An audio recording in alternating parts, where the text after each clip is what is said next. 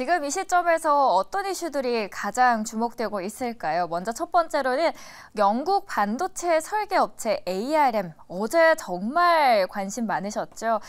이거 들어가야 되나? 너무 과열인 거 아닌가? 기대가 등의 걱정 반 기대 반이었는데요. 그 첫 시작을 아주 성공적으로 시작을 했습니다. 관련 기사 보도록 하겠습니다.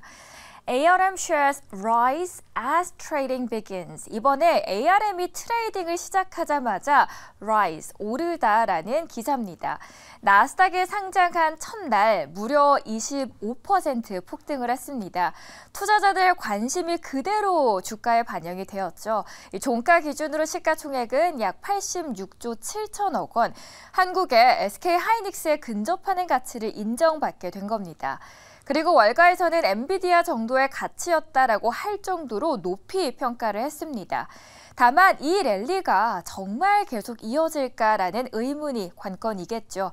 이제는 거기에 대해서 월스트리트 저널에서는 ARM 주가에 엄청난 프리미엄이 붙어 있다면서 추가 상승 가능성에 대해서는 다소 부정적인 평가를 내놨습니다. 반면 CNN에서는 지난 18개월 동안 사실상 이 폐쇄됐던 자본시장 창구가 다시 열렸다라는 기대감이 되살아날 것 같다라는 투심을 단기적으로 보면서 장기적으로 좀 좋을 수 있다라는 평가를 내놨습니다. 과연 이 랠리가 쭉 이어질지는 계속 저희가 지켜보도록 하겠습니다. 두 번째 기사 넘어가 보도록 하죠. 이번에는 유가 이야기입니다. 이번에 유가 왜 다시 올라가고 있나라는 의문의 기사입니다. Why oil is back to 90 a barrel. 이번에 유가가 다시 90달러로 왜 올라왔냐라는 건데요. 또다시 국제유가 100달러 시대가 올까요? 그 아래 보시면요. 사우디아라비아와 러시아의 감산 여파에 유가가 어느덧 배럴당 90달러를 넘기면서 전운이 감돌고 있습니다. 거기에 이제는 문제가 이겁니다. 인플레이션 반등을 넘어서 일각에서는 유럽을 중심으로 스태그플레이션 공포까지 나오고 있다는 거죠. 문제는 그러면 미국에서 현재 전략 비축률을 풀게 되면 되겠지 하겠지만 그걸로 유가를 안정시키기에는 아직 역부족이라는 평가입니다. 지금 몇 년간 전략 비축률을 푸는 식으로 고유가에 대응을 해왔습니다. 그런데 오펙 플러스의 공급량 조절보다는 시장 영향력이 다소 떨어진 겁니다. 그래서 말하는 건 이겁니다. 미국이 사우디를 설득하는 거 그렇지만 쉽지는 않아 보이죠. 러시아는 아예 미국을 적으로 간주할 정도고요.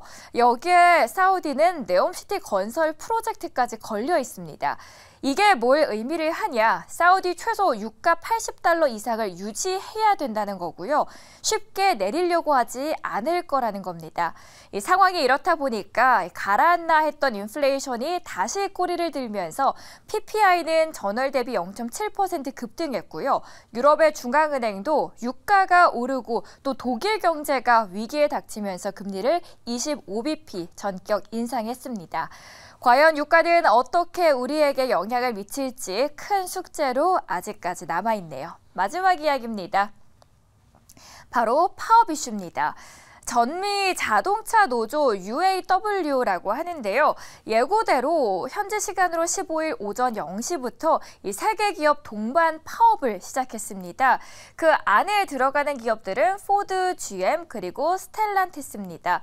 파업이 지연됐다라고 하는데 United Auto Workers go on a strike. 이번에 노조 파업에 들어갔다라는 이야기입니다.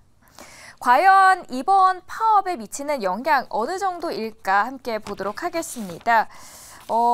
미국 경제에 얼마나 큰 경제적인 타격을 줄까? 이번 파업은 UAW 창설 이후에 88년을 통틀어서 처음 있는 일입니다. 물론 그 영향력은 감소할 수 있습니다. 왜냐고요? 이 3사의 미국 자동차 업계 점유율이 1999년 67%에서 오늘날까지 무려 39%까지 급감했기 때문입니다. 하지만 그럼에도 불구하고 파업의 상징성은 여전히 막강합니다. 그 손실 규모는 10일간 계속된다라는 전제하에 무려 15억 달러, 약 1조 원이 넘는 규모의 손실을 일으킬 가능성이 있습니다.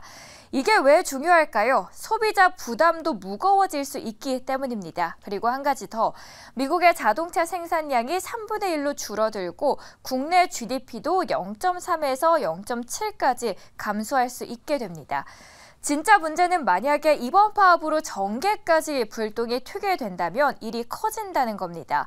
바이든 미국 대통령 어깨도 무거워졌습니다. 정리를 해드리자면 지난 대선에서 바이든 대통령의 표를 몰아주면서 승리에 기여했던 이 러스트벨트 노동자들은 바이든 행정부의 전기차 육성 정책이 일자리를 위협하고 있다는 볼멘 소리를 하고 있는 상황입니다. 평소에 친노조 대통령을 표방했던 조 바이든 대통령이기 때문에 이 양측의 싸움에 한쪽 편, 즉 노조 편을 들라는 압력이 강해질 수도 있다라는 상황이죠. 과연 대선을 앞두고 있는 바이든 어떤 조치를 취할지 계속해서 지켜보도록 하겠습니다. 오늘 간단하게 외신 스케치 통해서 3가지 이슈 함께 만나봤습니다.